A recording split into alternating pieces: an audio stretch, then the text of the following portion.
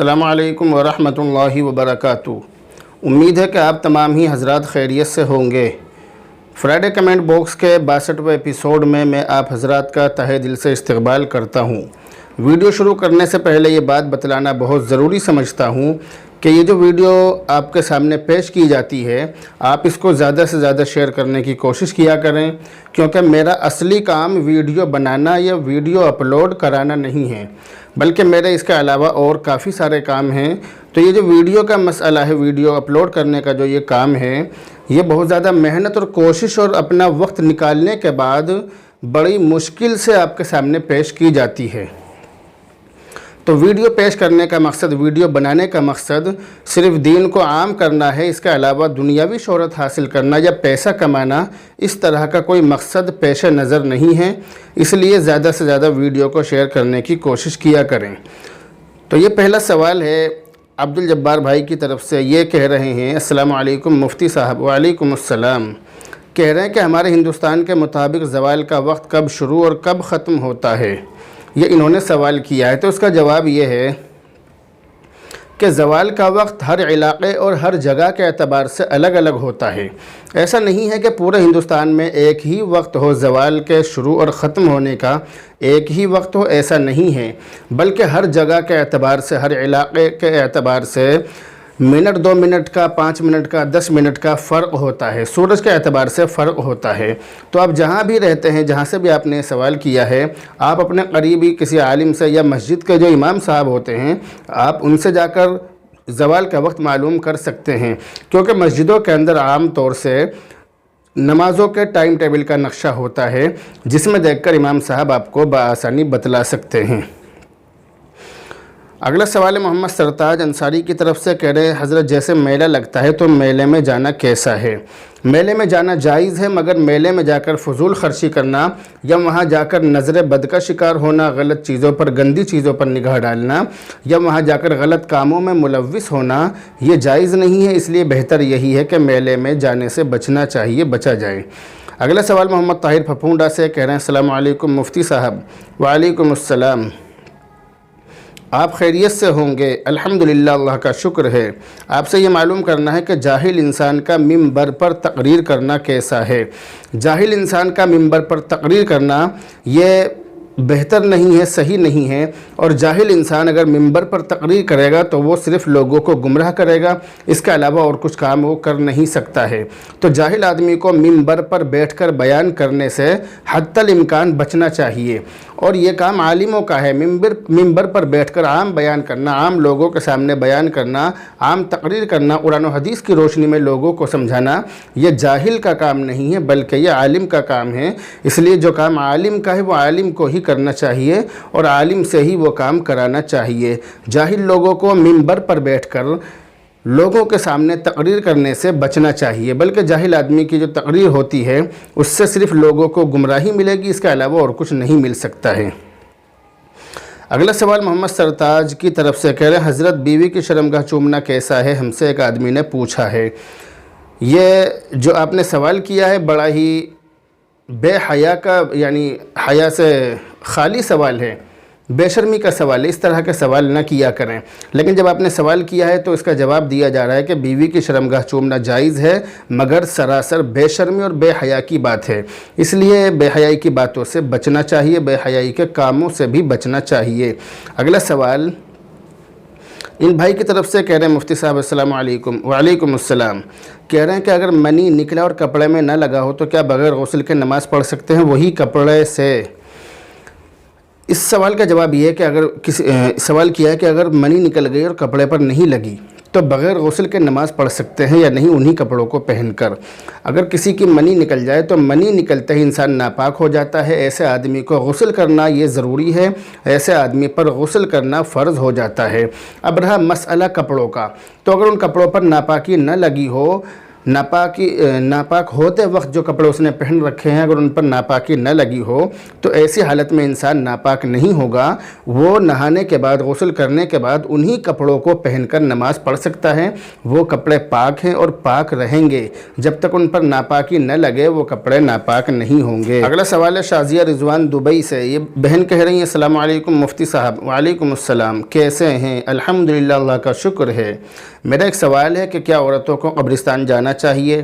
میرے میکے میں گھر کے ساتھ ہی قبرستان ہے جو کہ ہماری خود کی زمین ہے اور وہاں پر ہمارے ہی خاندان کے لوگ دفن ہیں، تو میں جب بھی میکے جاتی ہوں تو اپنے دادا دادی کی قبر پر ضرور جاتی ہوں۔ عورتوں کا قبرستان جانا بالکل منع ہے اور ناجائز ہے، عورتوں کو قبرستان نہیں جانا چاہیے۔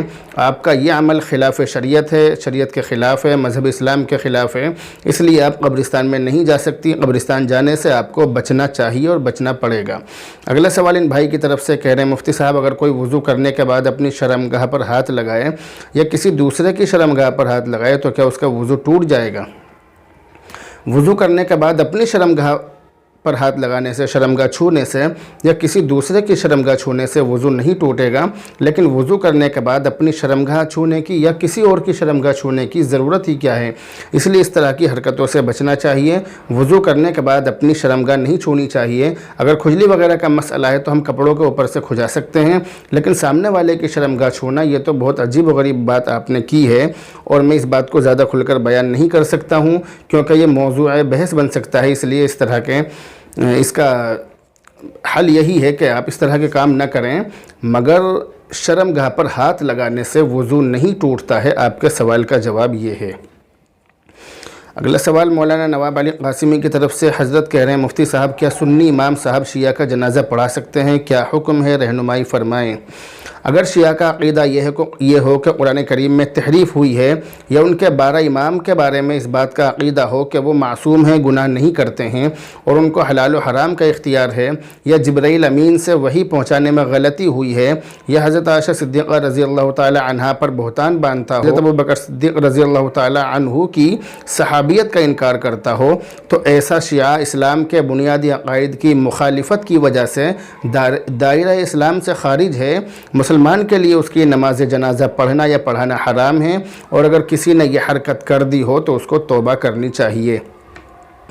اگلا سوال یہ بھی مولانا نواب علی قاسمی کی طرف سے ہی ہے۔ حضرت کہہ رہے ہیں کہ جو بچے نابالغ ہونے کی حالت میں فوت ہو جاتے ہیں کیا ان کا منکر نکیر سے سامنا ہوتا ہے، اور کیا کل قیامت کے دن ان سے بھی حساب کتاب ہوگا؟ اس کا جواب یہ ہے کہ جو بچے نابالغ ہونے کی حالت میں ہی انتقال کر جاتے ہیں، بالغ ہونے سے پہلے فوت ہو جاتے ہیں، تو ان بچوں کا منکر نکیر سے سامنا نہیں ہوتا ہے۔ منکر نکیر ان بچوں سے سوال و جواب نہیں کرتے ہیں، اور قیامت کے دن ان سے حساب و کتاب نہیں ہوگا، کیونکہ نابالغ بچے شریعت کے احکام کے مکلف نہیں ہیں، اور جب وہ شریعت کے احکام کے مکلف نہیں ہیں، شریعت کی چیزیں ان پر لاگو نہیں ہوتی ہیں، تو پھر سوال و جواب کا سوال ہی پیدا نہیں ہوتا، ان سے کوئی حساب کتاب نہیں ہوگا، نہ تو قبر میں سوال جواب ہوں گے اور نہ قیامت کے دن ان سے حساب کتاب ہوگا۔ اگلا سوال محمد سلیمان صاحب کی طرف سے کہہ رہے ہیں مفتی صاحب بولی کی لاٹری ڈالنا جائز ہے یا نہیں؟ بولی کی لاٹری ڈالنا جائز نہیں ہے، ناجائز ہے۔ ناجائز کیوں ہے؟ ناجائز ہونے کی وجہ آپ اس ویڈیو میں دیکھ سکتے ہیں جو آپ کو اسکرین پر دکھائی جا رہی ہے۔ اگلا سوال ہے شیخ عارف کویت سے، انہوں نے یہ خواب دیکھا ہے، اس خواب میں نبی کی سنت پر عمل کرنے کا حکم دیا جا رہا ہے۔ اگلا سوال محمد اسماعیل کویت سے، انہوں نے یہ خواب دیکھا ہے، اس خواب کی تعبیر مالی فائدہ ہونے کی طرف اشارہ کر رہی ہے۔ اگلا سوال ہے ان بہن کی طرف سے، بہن کہہ رہی ہیں کہ نکاح میں کنواری لڑکی گواہ بن سکتی ہے یا نہیں؟ جی ہاں، کنواری لڑکی گواہ بن سکتی ہے، مگر جو گواہوں کے جو اصول ہوتے ہیں کہ 2 عورتوں کی گواہی ایک مرد کے قائم مقام ہوتی ہے، تو ایسی صورت میں ایک مرد اور 2 عورتیں گواہ بن سکتی ہیں، تو وہ جو 2 عورتیں ہیں ان میں کنواری لڑکی بھی ہو سکتی ہے، اس میں کوئی حرج نہیں ہے۔ اگلا سوال نوشاد احمد کی طرف سے کہہ رہے ہیں السلام علیکم۔ وعلیکم السلام، اور سب خیریت سے ہیں؟ الحمدللہ، اللہ کا شکر ہے۔ ایک بات بتائیے کہ فون پر بات کرتے وقت ریکارڈنگ کرنا کیسا ہے؟ اس کا جواب یہ ہے کہ آپس میں جو بات چیت ہوتی ہے وہ امانت ہے، اس لیے بلا اجازت آنے اور جانے والی کال کو ریکارڈ کرنا یہ درست نہیں ہے، بہتر نہیں ہے۔ جو بات چیت ہو رہی ہے اس کو ریکارڈ کرنے کے بعد اس کو عام کرنا تو بہت بڑی خیانت کی بات ہے، خاص طور پر جب کہ ایسی بات ہو کہ جو پوشیدہ رکھنے کی ہو اور بات کرنے والا سامنے والے کو امانت دار سمجھ کر اس سے اپنے دل کی بات کہہ رہا ہو، تو ایسی حالت میں تو بات کو عام کرنا ہی نہیں چاہیے۔ اگلا سوال ہے انجم رزاق عطار مہاراشٹر سے، انہوں نے یہ خواب دیکھا ہے۔ اس خواب کی تعبیر یہ کہ خواب میں جو بچہ دیکھا ہے اس کی طویل عمر کی طرف یہ خواب اشارہ کر رہا ہے۔ اگلا سوال ان بھائی کی طرف سے کہہ رہے ہیں السلام علیکم ورحمۃ اللہ وبرکاتہ۔ وعلیکم السلام ورحمۃ اللہ وبرکاتہ۔ اللہ آپ کے علم میں برکت دے، آمین ثم آمین۔ مفتی صاحب میرا سوال ہے کہ نظر بد اور جادو کا علاج اور علامات بتا دو۔ میں جموں کشمیر سے ہوں۔ کمنٹ باکس میں یہ بات ڈال کر مجھے ضرور بھیجنا۔ بارک اللہ، جزاک اللہ، اللہ آپ کو حاسدین کے حسد سے بچائے، آمین ثم آمین۔ نظر بد اور جادو کا علاج اور علامات چینل پر اپلوڈ کی جا چکی ہیں، آپ چینل پر جا کر دیکھ سکتے ہیں۔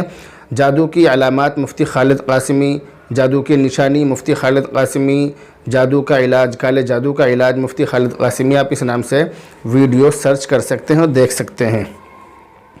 اگلا سوال محمد طاہر کی طرف سے کہہ رہے ہیں السلام علیکم مفتی صاحب۔ وعلیکم السلام۔ جی مفتی صاحب، ایک گاؤں خانپور کھتولی میں ہے، وہاں کوئی کنواں ہے، عورتیں وہاں جاتی ہیں اور کہتی ہیں کہ وہاں کنویں میں نہانے سے یا پانی لانے سے بھی ہر بیماری صحیح ہو جاتی ہے، پورا یقین کر کے بیٹھی ہیں، کیا یہ صحیح ہے؟ یہ صحیح نہیں ہے بلکہ یہ غلط ہے اور غلط عقیدے کی بنا پر ایسا ہوتا ہے، اس لیے ایسی سوچ سے، ایسے عقیدے سے، ایسی حرکتوں سے اور ایسے کاموں سے انسان کو بچنا چاہیے۔ اگلا سوال ہے مولانا نواب علی قاسمی کی طرف سے، کہہ رہے ہیں مفتی صاحب، ایک شخص اپنے گھر سے 15-16 دن ٹھہرنے کی نیت سے آیا تھا، 4 دن کے بعد اس کا ارادہ ملتوی ہو گیا، تو اب کیا اس پر قصر نماز ہوگی یا نہیں؟ رہنمائی فرمائیں۔ اس کا جواب یہ ہے کہ جب تک 15 دن یا اس سے زیادہ ٹھہرنے کی نیت نہ کی ہو تو وہ مسافر رہے گا، قصر نماز پڑھے گا، اور اگر 15 دن سے زیادہ ٹھہرنے کی نیت کر لی، 15 دن سے کم ٹھہرنے کی نیت کی تو مسافر رہے گا، 15 دن سے زیادہ ٹھہرنے کی نیت کی تو پھر مسافر نہیں رہے گا، مقیم بن جائے گا، پھر اس کو نماز پوری پڑھنی پڑے گی۔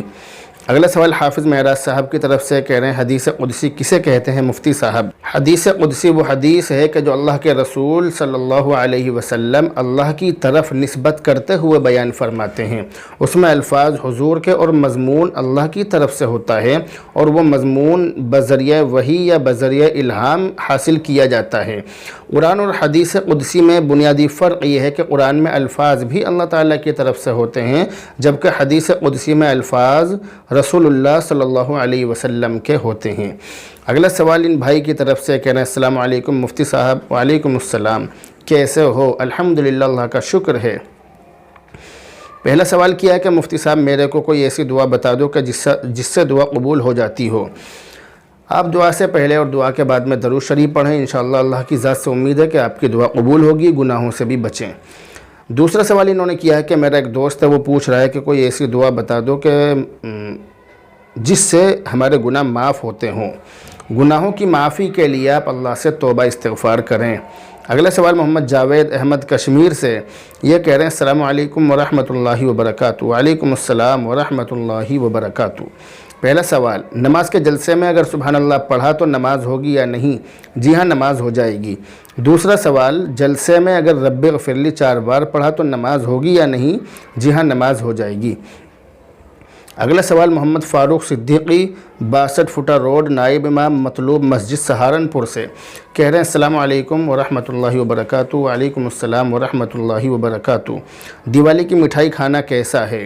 دیوالی کی مٹھائی کھانا جائز ہے، پوری تفصیل آپ اس ویڈیو میں دیکھیں جو اسکرین پر دکھائی جا رہی ہے۔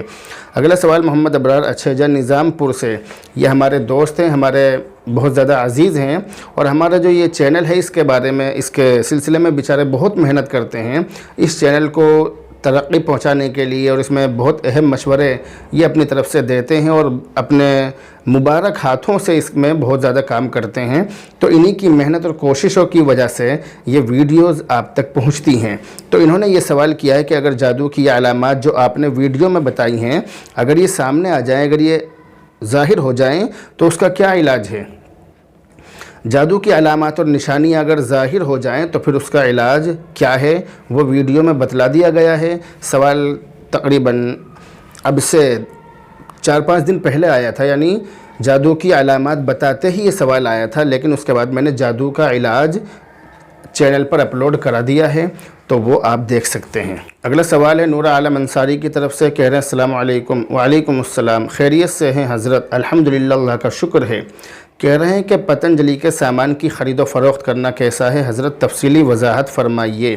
پتنجلی کے سامان میں اگر پیشاب کی ملاوٹ ہو تو اس کا استعمال کرنا جائز نہیں ہے، لہذا جن چیزوں میں گائے کے پیشاب کی ملاوٹ کا خود کمپنی والے اعتراف کریں، کمپنی والے کہیں کہ ہاں اس کے اندر پیشاب کی ملاوٹ ہے، یا کسی ذریعے سے معلوم ہو جائے، تو ایسی چیزوں کا استعمال کرنا جائز نہیں ہے، بالکل ناجائز ہے۔ باقی جن چیزوں میں پیشاب کی ملاوٹ نہ ہونا یقینی طور پر معلوم ہو تو ان کا استعمال جائز ہے، مگر جس کمپنی میں گائے کے پیشاب کی ملاوٹ چیزوں میں، مصنوعات میں ہوتی ہو، تو ایسی کمپنی کی باقی چیزوں کے استعمال سے بھی بچنا بہتر ہے، درست ہے، بچنا چاہیے، کیونکہ ہو سکتا ہے کہ انہوں نے اس کے اندر بھی پیشاب کی ملاوٹ کر دی ہو، اس لیے احتیاط کر لینا ہی بہتر ہے۔